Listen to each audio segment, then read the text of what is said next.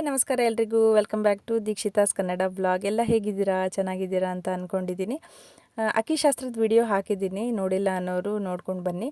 ಈ ಹಳ್ಳಿಗಳ ಕಡೆ ಎಲ್ಲ ತುಂಬಾ ಟ್ರೆಡಿಷ್ನಲ್ ಶಾಸ್ತ್ರಗಳು, ಸಂಪ್ರದಾಯಗಳು, ಅಂದರೆ ಇದನ್ನು ಬಿಟ್ಟು ಮಾಡೋದಿಲ್ಲ. ಆ ಥರ ಮಾಡಿದ್ರೆ ತುಂಬಾ ಸಂತೋಷ, ಖುಷಿ ಅಂತ ನನಗೆ ಈ ಥರ ಟ್ರೆಡಿಷ್ನಲ್ ಆಗಿ ಮಾಡಿದ್ರೇ ಇಷ್ಟ ಆಗುತ್ತೆ. ಸೊ ಇವತ್ತು ಚಪ್ರಶಾಸ್ತ್ರ ಇತ್ತು. ಈ ವಿಡಿಯೋದಲ್ಲಿ ನಾನು ಅರಿಶಿನ ಶಾಸ್ತ್ರ, ಮೆಹಂದಿ ಶಾಸ್ತ್ರ ಎಲ್ಲನೂ ಕವರ್ ಮಾಡಿದ್ದೀನಿ. ವಿಡಿಯೋನ ಎಂಡ್ವರೆಗೂ ನೋಡಿ, ತುಂಬಾ ಚೆನ್ನಾಗಿದೆ. ಸೊ ಈ ಥರ ಎಲ್ಲ ನಮಗೆ ಅಪರೂಪ, ಈ ಥರ ಮದುವೆ ಆಗೋದೇ ಅಪರೂಪ ಅಲ್ವಾ. ನಮ್ಮ ಮನೇಲಿದ್ದು ಲಾಸ್ಟ್ ಮದುವೆ ಬೇರೆ, ಅದರಲ್ಲೂ ಟ್ರೆಡಿಷ್ನಲ್ ಮದುವೆ ಅಂತ ಅಂದರೆ ಇನ್ನೂ ಸ್ವಲ್ಪ ಸಂತೋಷ. ಎಲ್ಲರೂ ಚಪ್ರ ಹಾಕೋಕ್ಕಂತ ಬಂದಿದ್ದರು. ಚಪ್ರ ಹಾಕಿ ಬಿಸಿಲು ಬೇರೆ ಜಾಸ್ತಿ ಇತ್ತು. ಮುಹೂರ್ತ ಬಂದುಬಿಟ್ಟು ಶುಕ್ರವಾರ ಇತ್ತು. ಅದಕ್ಕೋಸ್ಕರ 2 ದಿನ ಮುಂಚೆ ಅಂದರೆ ಬುಧವಾರನೇ ನಾವು ಚಪ್ರಶಾಸ್ತ್ರನ ಮುಗಿಸ್ಕೊಂಡ್ವಿ. ಇದು ಬುಧವಾರ. ಮತ್ತು ಅಡುಗೆ ಎಲ್ಲ ಮಾಡೋದಿತ್ತು ಬಂದವ್ರಿಗೆ. ಎಲ್ಲ ಅಡುಗೆ ಬೆಳಗ್ಗೆ ಬೇಗ ಎದ್ದು ಸ್ವೀಟ್ಸು, ಪಲ್ಯ, ಅನ್ನ, ಸಾಂಬಾರು ಅಂತ ಆಲ್ಮೋಸ್ಟ್ ಮಾಡಿದ್ವಿ. ಬೋಂಡ ಅಂತ ಅದೆಲ್ಲ ವಿಡಿಯೋದಲ್ಲಿ ಕವರ್ ಮಾಡೋಕ್ಕಾಗಲಿಲ್ಲ. ಬೇಗ ಬೇಗ ಅಡುಗೆ ಮಾಡಿ ಅಡುಗೆ ಎಲ್ಲ ಮಾಡಿಟ್ಟು ಊಟ ಬೇರೆ ಬಡಿಸೋದಿರುತ್ತಲ್ವ, ಅದಕ್ಕೆ ಸ್ವಲ್ಪ ಸಿಂಪಲಾಗಿ ರೆಡಿ ಆಗಿದ್ವಿ. ಮುಖದ ಮೇಲೆ ಹಚ್ಚೋಕ್ಕೂ ಅಷ್ಟೊಂದು ಟೈಮ್ ಇರಲಿಲ್ಲ. ಯಾಕಂದರೆ ಮುಹೂರ್ತ ಮೀರೋದ್ಮೇಲೆ ಮತ್ತೆ ಹಾಲ್ಗಂಬ ಅಂತಾರಲ್ಲ, ಅದನ್ನು ನೆಡೋದಕ್ಕಾಗೋದಿಲ್ಲ. ಅಷ್ಟೊತ್ತಿಗೆ ಬೇಗ ಮಾಡಿಕೊಂಡ್ರೆ ಒಳ್ಳೆಯದು ಅಂತ ಎಲ್ಲ ಹೇಳ್ತಿದ್ರು. ಬೇಗ ಬೇಗ ರೆಡಿಯಾಗಿ ಲೇಟ್ ಮಾಡಬೇಡಿ ಅಂತ ಹೇಳಿ. ಮತ್ತು ಎಲ್ಲರ ಕೈಗೂ ಕಂಕಣ ಕಟ್ಟೋದು ಎಲ್ಲ ಮಾಡ್ತಾಯಿದ್ವಿ. ಈ ಸೀರೆ ಹಾಕ್ಕೊಂಡ್ರೆ ಮೇಂಟೈನ್ ಮಾಡೋದು ತುಂಬಾ ಕಷ್ಟ. ನಮಗೆ ಅಷ್ಟೊಂದು ಕಂಫರ್ಟಬಲ್ ಅಂತ ಅನಿಸಲ್ಲ. ನನಗೂ ನಮ್ಮ ಅಕ್ಕಂಗೂ ತುಂಬ ಪ್ರಾಬ್ಲಮ್ಮು ಸೀರೆ ಹಾಕಿದ್ರೆ. ನನಗಂತೂ ನಮ್ಮ ಅಕ್ಕ ಆದರೂ ಹಾಕೋತಾಳೆ, ನನಗೆ ಹಾಕೋಕ್ಕೆ ಆಗಲ್ಲ.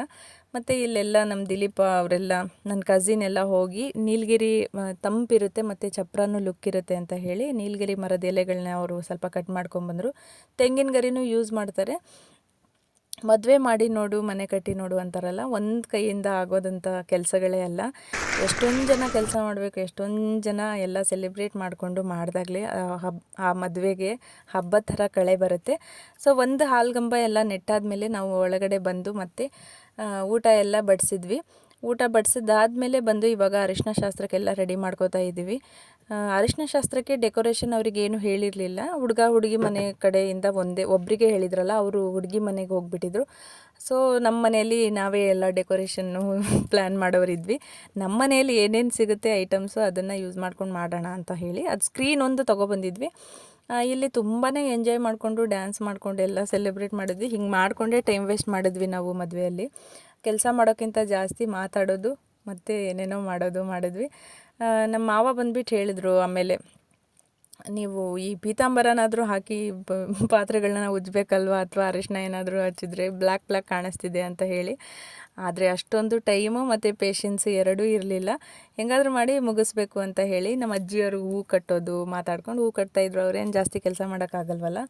ಹಾಗಾಗಿ ನಮ್ಮ ಕಸಿನ್ಸ್ ಎಲ್ಲ ಅರಿಶಿನ ಎಲ್ಲ ಕಲಸೋದು, ಇಡೋದು. ಇದು ಪ್ಯೂರ್ ಅರಿಶಿನ ನಮ್ಮಮ್ಮ ಮನೆಯಲ್ಲೇ ಇರುತ್ತಲ್ವ, ಅದನ್ನು ಮಿಷಿನಲ್ಲಿ ಮಾಡಿಸ್ಕೊಬಂದಿದ್ರು ಅರಿಶಿನ ಹಚ್ಚಕ್ಕಂತ ಹೇಳಿ, ಮಗನ ಮೇಲೆ ಪ್ರೀತಿಗೆ. ಸೊ ಇವಾಗೆಲ್ಲ ತುಂಬ ಅರಿಶಿನ ಶಾಸ್ತ್ರ ಅಂದರೆ ಏನೇನೋ ಮಾಡ್ತಾರೆ, ತುಂಬ ಮಾಡ್ತಾರೆ. ಬಟ್ ನಮ್ಮದು ತುಂಬಾ ಸಿಂಪಲ್ ಅಂತ ನನಗೆ ಅನಿಸುತ್ತೆ. ಅದಾದಮೇಲೆ ಸಂಜೆ ಅಷ್ಟೊತ್ತಿಗೆ ನಾವು ಮೆಹಂದಿ ಶಾಸ್ತ್ರನ ಶುರು ಮಾಡ್ಕೊಂಡ್ವಿ.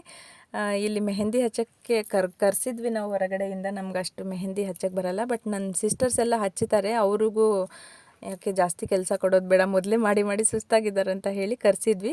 2 ಕೈ ಸೇರಿಸಿ 300 ಅಂದರು. ಅರ್ಧ ಜನ ಅದಕ್ಕೆ ಎದ್ದೋಗ್ಬಿಟ್ರು. ಅಯ್ಯೋ 300 ಕೊಡಬೇಕಾ, ನಾವೇ ಬಿಡಿಸ್ಕೊತೀವಿ ಅಂತ ಅಂದ್ಕೊಂಡು ಹೋದರು. ಇನ್ನೊಂದು ಸ್ವಲ್ಪ ಜನ ನಾವು ಬಿಡಿಸ್ಕೊಂಡ್ವಿ. ಇದು ಚಪ್ರ ಎಲ್ಲ ಹಾಕಾದ್ಮೇಲೆ ಹುಡುಗಿರೆಲ್ಲ ಸೇರಿ ಈ ಥರ ರಂಗೋಲಿ, ಅಂಗಳದಲ್ಲೆಲ್ಲ ರಂಗೋಲಿ ಬಿಡಿಸಿ ಮನೆಯೆಲ್ಲ ನೀಟಾಗಿ ಕಾಣಿಸೋ ಥರ ಕೆಲಸ ಮಾಡ್ತಿದ್ರು. ಅಷ್ಟೊತ್ತಿಗೆ ನಾವು ಊಟ ಬಡಿಸ್ತಾ ಇದ್ವಿ ಒಳಗಡೆ. ತುಂಬಾ ಚೆನ್ನಾಗಿತ್ತು, ತುಂಬಾ ಎಂಜಾಯ್ ಮಾಡಿದ್ವಿ. ನೀವು ಈ ವಿಡಿಯೋನ ಎಂಜಾಯ್ ಮಾಡಿದ್ದೀರಾ ಅಂತ ಅಂದ್ಕೊಂಡಿದ್ದೀನಿ.